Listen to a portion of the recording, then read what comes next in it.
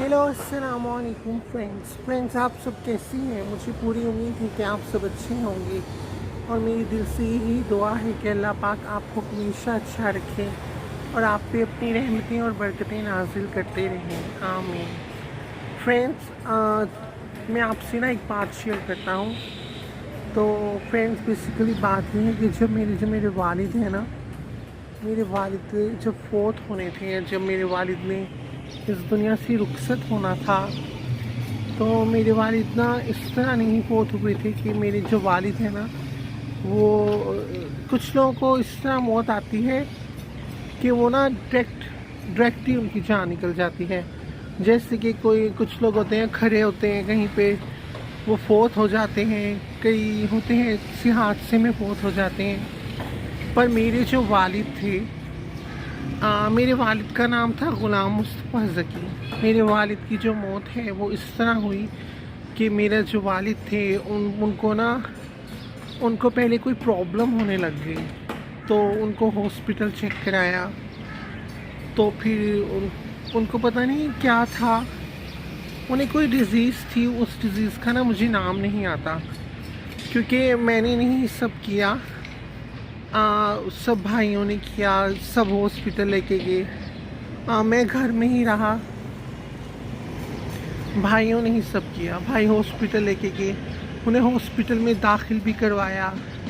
पर फिर डॉक्टर्स ने कहा कि जो इनकी बॉडी है ना, इनकी बॉडी अब खून नहीं बना रही है। जिस्म में कुछ ऐसे होते हैं जो आपकी जो खून बनाते हैं, नया खून बनाते हैं। अब उनका क्या नाम होता है, मुझे नाम इसलिए नहीं आता उनका क्योंकि मैं डॉक्टर नहीं हूँ, मैं एक आम से सिंपल सा इंसान हूँ। तो उनकी बॉडी ना खून नहीं बना रही थी, तो डॉक्टर्स ने फिर उन्हें खून की बोतलें लगाई। तो डॉक्टर्स ने कहा कि खाली खून की बोतलों पे तो नहीं गुजारा हो सकता। तो फिर डॉक्टर्स ने इस तरह कहा कि डॉक्टर ने ना जवाब दे दिया, डॉक्टर्स कहते हैं हम कुछ नहीं कर सकते, इनका जिस्म ही नहीं जब खून बना रहा तो ये हम क्या कर सकते हैं, हम कुछ भी नहीं कर सकते। तो डॉक्टर्स ने जवाब दे दिया। फिर मेरे सारे भाई जो थे ना, वो मेरे अब्बू को ना घर ले आए। मेरे अब्बू ने खाना पीना भी छोड़ दिया। मेरे अब्बू ने बस पानी पीते थे और ना चाय ना कुछ भी नहीं खाते थे, बस लेटे रहते थे। वॉशरूम बड़ी मुश्किल से जाते थे कि पता नहीं वहाँ पे चेयर रखी थी वॉशरूम करने वाली, या पता नहीं कोई और किसी तरीके से करते थे। तो ना मेरे वालिद जो थे ना, वो इस तरह ही रहते थे, जागते रहते थे, सोते भी नहीं थे। 2 दिन कबूतर आए हैं उससे पानी पीने को, 2-3 दिन मैक्सिमम मेरे अब्बू जो है ना वो ज़िंदा रहे। रात को मेरी अम्मी पास होती थी बिस्तर पे, या कभी मेरे भाई होते थे या कभी मेरी अम्मी होती थी। 3 दिन मैक्सिमम मेरे अब्बू ना ज़िंदा रहे हैं। मेरे अब्बू ने ना खिदमत कराने का मौका दिया, या इस तरह मेरे अब्बू को कोई नहीं इस तरह मौके, जिस तरह बंदा बहुत देर पहले बीमार रहता है, काफ़ी देर बीमार रहता है और फिर इस तरह होता है। एक दिन मैं ऐसी ना रात को जागा, रात को ना मुझे यूरिन आया, मैंने कहा मुझे पेशाब बहुत आ रहा है, तो मैं ना उठ जाता हूँ। मैं उठा तो ना, अभी मैं कमरे से बाहर निकला ही हूँ तो मेरे अब्बू मेरी अम्मी को कहते हैं कि ना मुझे ज़रा ऊपर कर दो बिस्तर, मैं ना नीचे वो जा रहा हूँ, तो मुझे ना बाजों से पकड़ के ऊपर कर दो ताकि ना मेरा सर सराहने के ऊपर सही से चला जाए, सही से रखा जाए ना। तो अभी ये कह ही रहे थे अब्बू, तो मैं बाहर आ गया। मैंने कहा अम्मी आप लेटी रहे बिस्तर पे, मैं कर देता हूँ ना। तो मैंने अब्बू को दोनों बाजुओं से पकड़ा और ना मैंने फिर अपने अब्बू को ना ऊपर किया।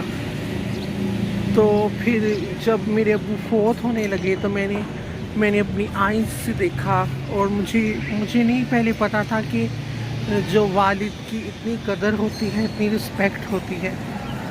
मेरे अब्बू लेटे थे और मेरे अब्बू के पास सारे बच्चे मौजूद थे।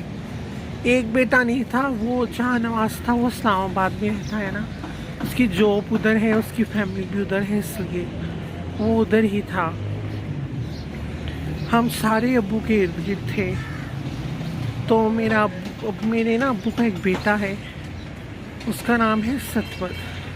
وہ میرے ابو کا بڑا ہی لاڈلا بیٹا ہے. تو وہ پاس ابو کے بیٹھا.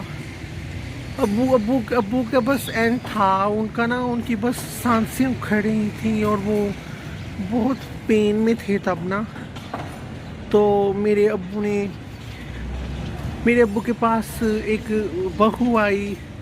اس نے پیر دبائے. ایک بہو تھی میرے ابو کی, ایک بہو تھی میرے بھائی کی بیوی تھی. وہ میرے ابو کی بڑی کیئر کرتی تھی.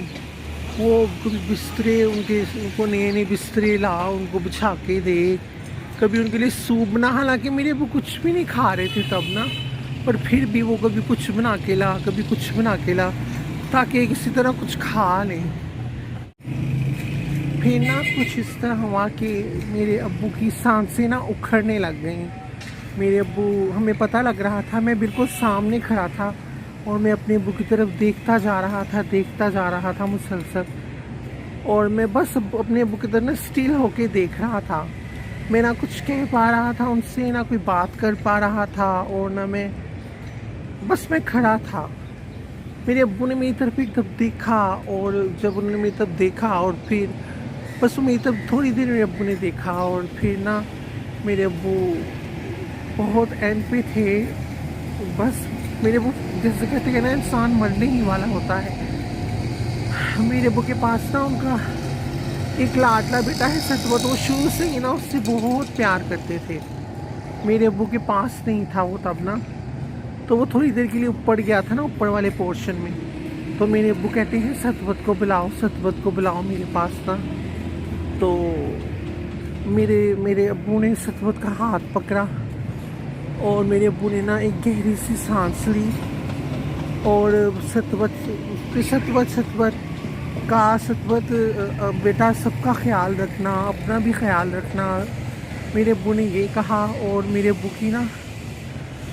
کی باڈی سے روح نکل گئی. مجھے تو روح نظر نہیں آئی, بٹ میں نے دیکھا میرے ابو کی ایک دم ہی میرے ابو نے لمبی سی سانس لی, اور میری ابو کی جان نکل گئی.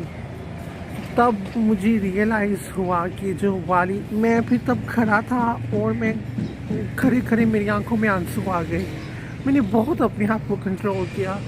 یہ ایک ایسا پینفل پروسیس ہوتا ہے کہ اگر آپ جتنا بھی اپنے آپ کو کنٹرول کرنا چاہو آپ نہیں کر سکتے.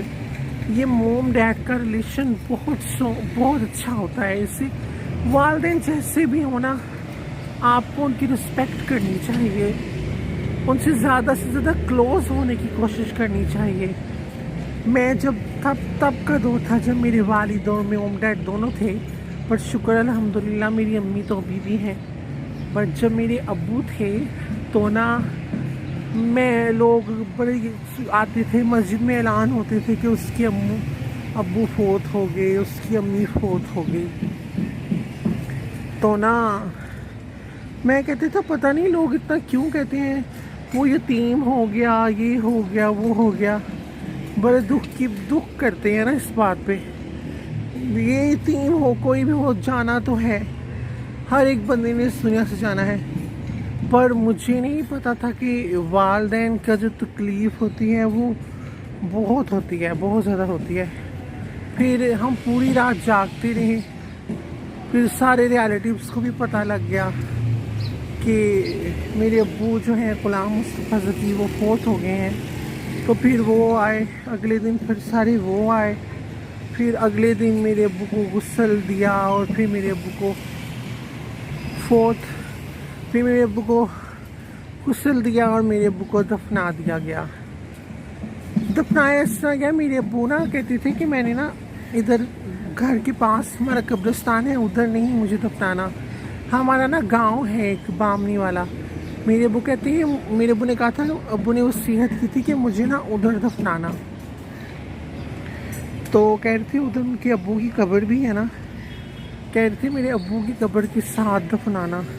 پھر ہم سب یہاں سے گئے, ہم لوگوں نے بسیں کرائیں, ایک ہم نے اپنے والد کی اس کے لیے کرائی چارپائی، اور اس میں میرے ابو وہ تھے، کیا اسے بولتے ہیں، میرے ابو تھے اور ان کا ایک بیٹا تھا، اور کفن میں میرے ابو تھے اور ان کا ایک بیٹا تھا، اور پھر میں کھڑا تھا تو میرا بھائی نے کہا تم نے نہیں جانا، تو وہ کہتا تم نے اس لیے نہیں، کہتا تم نے نہیں جانا، تمہاری طبیعت خراب ہو سکتی ہے نا رستے میں۔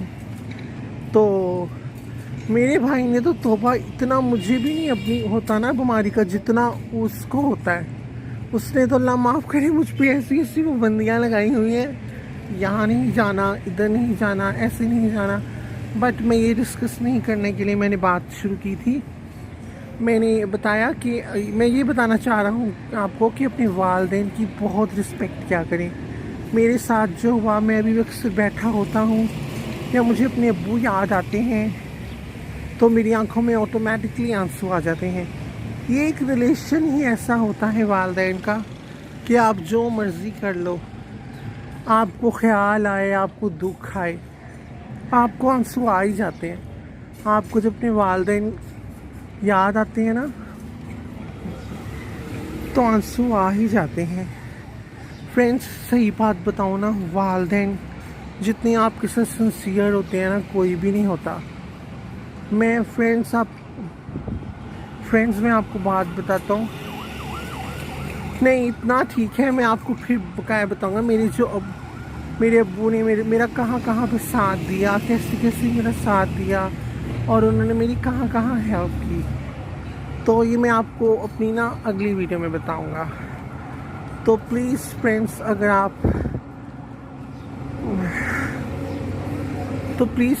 پلیز کائنڈلی آپ میری ویڈیوز کو لائک کریں، اپنے فرینڈز اور فیملی ممبر سے شیئر کریں، اور مجھے اچھی اچھی دعاؤں میں یاد رکھیں۔ میرا نام ارسلان ہے، اور اللہ پاک آپ کا بھلا کرے اس دنیا میں بھی اور آخرت میں بھی، اور اوکے، خدا حافظ، بائے۔